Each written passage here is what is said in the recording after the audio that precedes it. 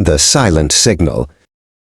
Miles sighed, the sound barely audible over the relentless hum of the television and the frantic tapping from the sofa. Another evening, another symphony of his brother, Jasper, consuming bandwidth and snacks with equal fervor. Miles loved his brother, truly, but the constant freeloading was a knot tightening in his chest. Every day, the same routine. Miles would return from work, bone-tired, to find Jasper still enthroned on the sofa, immersed in some digital world. Requests for help, suggestions for job hunting, even simple conversation were met with grunts or a vacant stare. The Wi-Fi, once a reliable friend, now felt like a shared resource being mercilessly plundered. Tonight, Miles had an important bill to pay, a deadline looming. He opened his laptop, only for the loading spinner to mock him endlessly. Jasper's gaming stream, loud and pixelated, was gobbling up every last megabyte.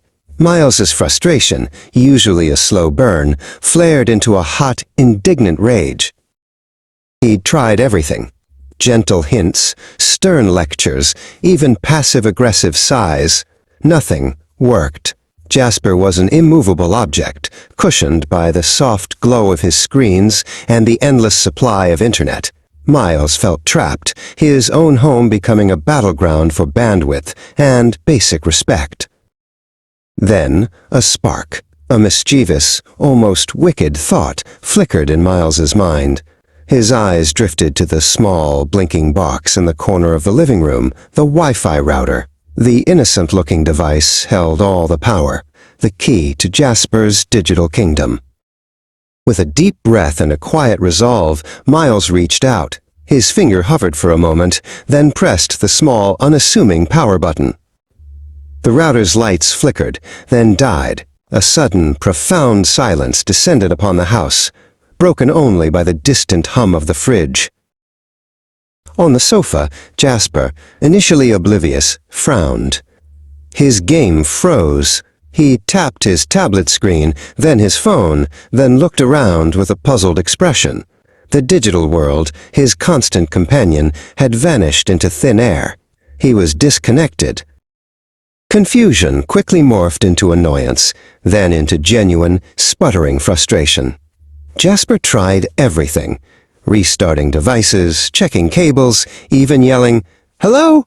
at the now silent router. The quiet house, once a backdrop to his digital life, now felt like a vast, empty space. Days passed. The silence persisted.